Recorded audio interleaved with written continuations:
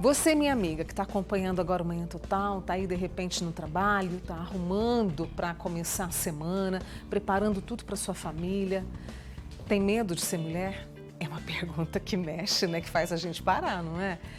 E esse é um sentimento que eu vou confessar para vocês, já passou por mim. E eu acredito que por algumas de nós. Quando foi que isso se tornou latente, real? Eu convidei a psiquiatra Elisa Oliveira, que também trouxe essa reflexão, né? Elisa, muito obrigada por estar conosco aqui nesse começo de semana, nesse mês de março que a gente pensa tanto, né, sobre as mulheres. E aí essa preocupação veio até de uma menina de 11 anos que falou: eu tenho medo de ser menina. O que acontece que esse medo veio? Nós estamos trazendo um assunto, né, Mônica, e assim, agradeço imensamente o convite, a gentileza. É algo que precisa ser dito. A gente está falando de um assunto que envolve segurança pública, saúde pública, né? Então, para a gente trazer alguns dados assim e ambientar no assunto, segundo o Fórum Brasileiro de Segurança Pública, só no ano passado foram 30 milhões de mulheres que sofreram algum tipo de violência, né? Desse número, em torno de 45% apenas, na verdade, 45%, a maioria, né, quase a metade, não conseguiu falar sobre isso. O máximo comentou com pessoas próximas do trabalho ou familiares. Apenas 14% conseguiram se deslocar até as delegacias mais especializadas. Entre o ano de 2021 e 2022, meninas, né, de 15 e mulheres até 49 anos foram violentadas, né? Isso é um número, assim, ele é avassalador, né, quando a gente traz, então, para o conteúdo da saúde mental.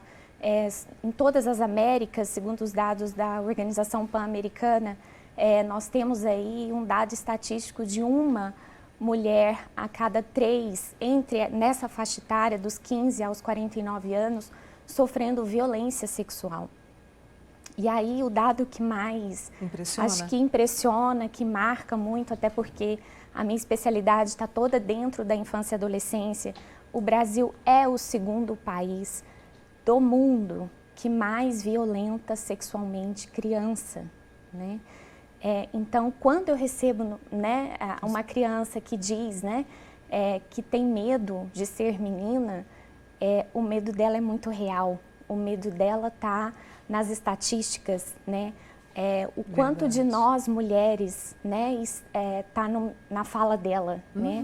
O quanto dos homens também, né, está na fala dessa criança. Porque muitos tentam proteger ali as suas filhas, as suas irmãs, as suas sobrinhas e muitas vezes não conseguem. E você, como especialista na infância e na adolescência, que você tem uma situação aqui, a menina que está com medo, né? Eu acredito que você receba muitas meninas que estão vivendo isso e os meninos que de certa forma, não todos, gente, não estou generalizando, mas que tem um comportamento de violência. Por exemplo, esta menina tinha medo de ir ao banheiro porque ela tinha medo, porque os meninos queriam entrar para ver debaixo da porta. É uma situação comum no país, infelizmente.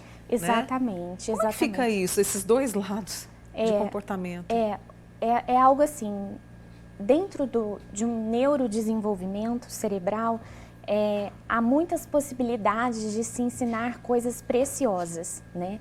Então, essa diferença de gênero é algo tão comum, a gente vê, são tantas violências que envolvem isso. Eu me lembro bem, uma vez o meu irmão, ele foi corrigir o meu sobrinho de 3 anos e meio, né? Porque ele lançou um objeto e atingiu a minha sobrinha, né? E o meu irmão, acho que ele não se deu conta naquele momento, mas ele fez a seguinte intervenção, ele disse, veja, não jogue o objeto porque machuca, não jogue o objeto porque ela é sua irmã, não jogue o objeto porque ela é uma menina. E eu acho que esse a mais na orientação que o meu irmão ali naquele momento fez, e eu fiquei observando, né, é algo importantíssimo, porque nós somos efetivamente pessoas extremamente violentadas, né?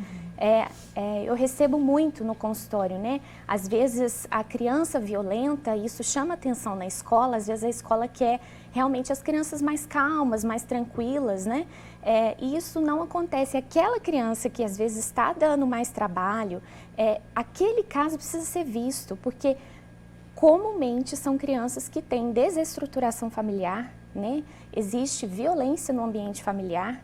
Os meninos, eles têm esse comportamento muitas vezes com as meninas, e quando a gente leva isso para dados estatísticos, a gente encontra um cruzamento de informações que eles têm pais ou vivências de violência em seu ambiente domiciliar. Uma voz alta, uma briga, não precisa nem ser a violência física, não né? precisa nem a verbal mesmo, a violência psicológica, né? A violência que coloca a mulher numa condição vexatória, que coloca ela numa condição de vulnerabilidade, que culpabiliza muito a mulher, né? Falas do tipo, a sua mãe não presta atenção, a sua mãe é burra, a sua mãe é, né?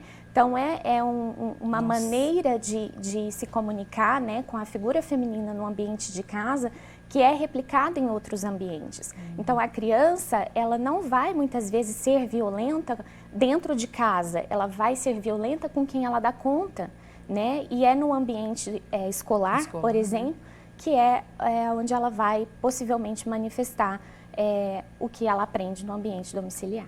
Vou fazer uma pausa com a doutora Elisa Oliveira, que é psiquiatra, conversando com a gente sobre esse medo real, sobre esse comportamento e mais, o que a gente pode fazer. Participe comigo, tá? Pelo 998971000, que é o nosso WhatsApp. Lá no nosso canal do YouTube também, você pode comentar, mandar sua sugestão, mandar sua pergunta também, tá? A gente vai para o intervalo, logo eu tô de volta.